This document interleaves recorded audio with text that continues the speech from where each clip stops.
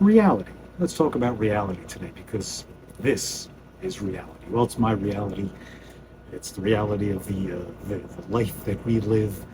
Um, Always trying to get things done. I know I'm always on here trying to, hey, do this. Hey, I got a podcast. Hey, I got the sitcomish thing coming. Hey, I got this. Hey, I got this. Hey, I got this. Hey, I got this. Hey, I got this. And then it takes forever, or you don't see anything because this is the reality. 3 days ago, Jaden had just come off a couple of bad days, and he was doing really good that day. And then midday, he wanted to take a nap, and he took a nap, and then he had a grand mal seizure. And then about 10 minutes later, he had another massive grand mal seizure. And he still hasn't recovered pretty much from that from 3 days ago.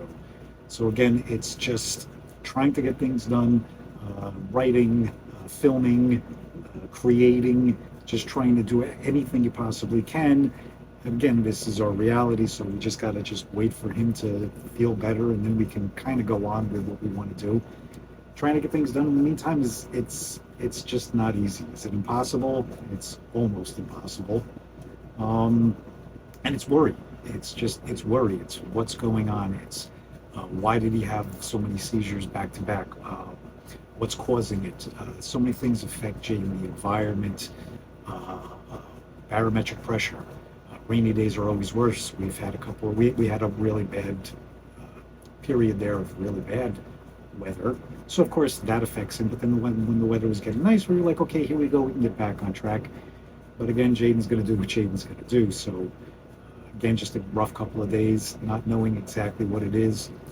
With Jaden's limited sign capacity, we're always asking him, like, where does it hurt? And sometimes he'll point to his head and he'll say, hurt. That's the sign for hurt. You can say your stomach hurts.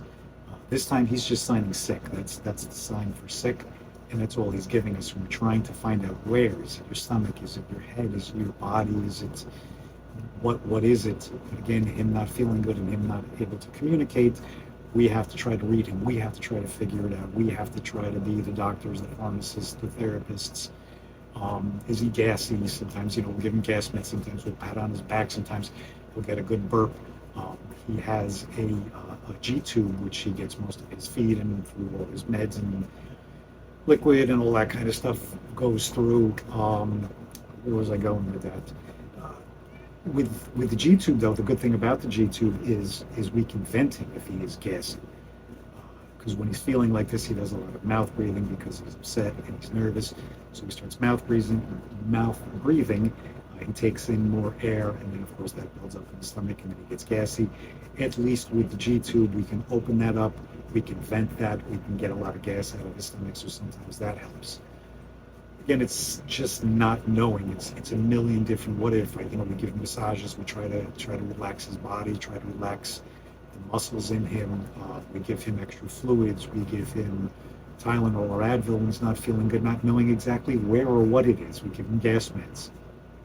It's a juggling act. It's a balancing act. It's an act, but it's a guessing game, and that's the thing. We have no idea. I thought yesterday he had a day just like this, and then as the day went on, he seemed to be perking up, and we thought that we were going to get him up. We thought that things were going to go good. Well, we thought wrong. He didn't get up. He didn't get going.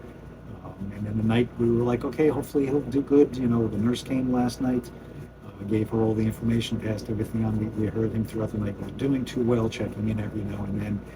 And then, of course, this morning, signing the nurse out, getting my report from her.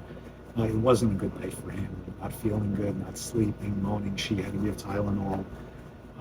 So again, it's back on nursing duty for the day.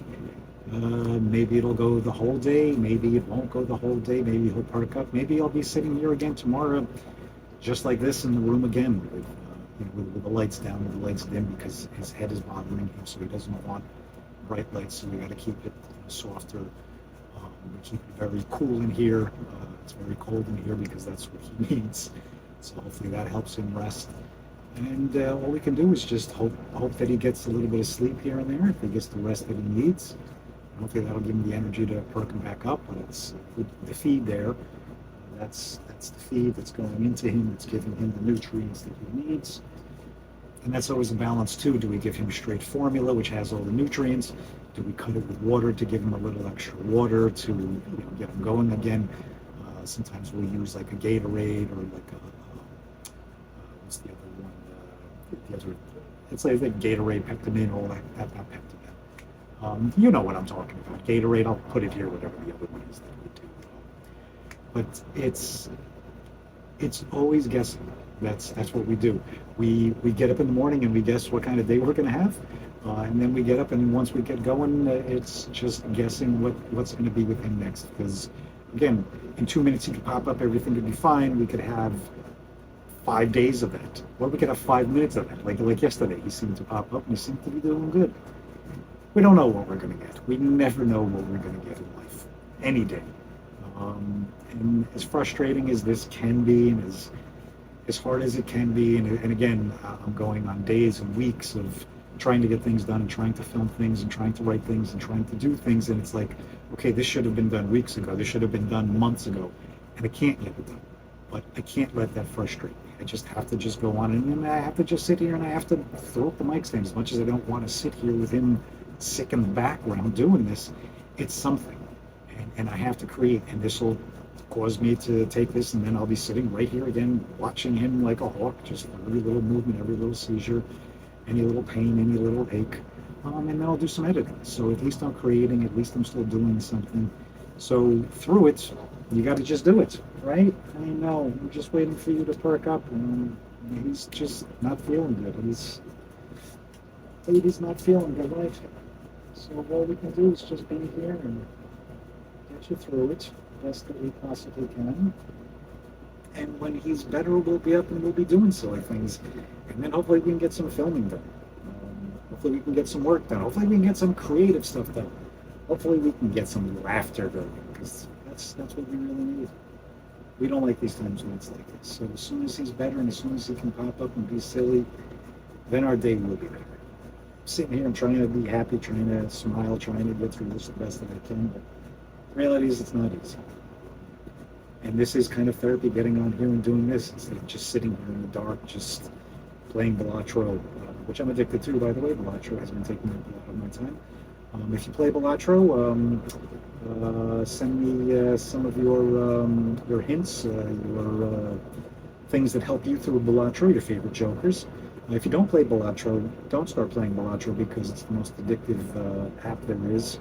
A great game, but very addictive. And at least it keeps me busy during times like this, because like I said, I got to sit here and I got to keep eyes on him, so you really can't do much. It's hard. It's hard to write. It's hard to do things when you're doing this, because then you're into something, and then say he has a grand mal seizure, I literally got to get up and just throw everything, off my lap, and then to get back into it, it changes your mood. You can't deny that. You don't feel the same after seeing your child have a grand mal seizure and have to get a rescue med and have to get oxygen and have to go through things. It changes the way that you're going to go about your day. We always try to be silly. We always try to laugh at everything, but when you have so many days like this, you can't laugh at everything. You do try to make the humor, but it's not easy. So again, that's our day. It's not an easy day. It's not a great day. It's not a horrible day either, because we're still going on. We'll still do something later. Hopefully, like I said, we'll get up and we'll be silly, and we'll continue on with our day. Again, just had to get on here. I just had to do something, because again, it's been too long. I don't like doing this, but you got to create. You got to do something. This is the reality. This is my life. This is our life, and we're just going to live it the best that we possibly can. And that's all I got. So until this one gets up and until he feels better, I'll be sitting here doing something. Peace, love, laughter. Thanks for listening to my babble. I don't know what this one is, but it's something, and that's all I can do for now. Thank you. Enjoy your day. You better get better. Right? Send some love his way. We'll appreciate that. Love and good vibes. All right. Next one, we're going to be doing something silly, hopefully.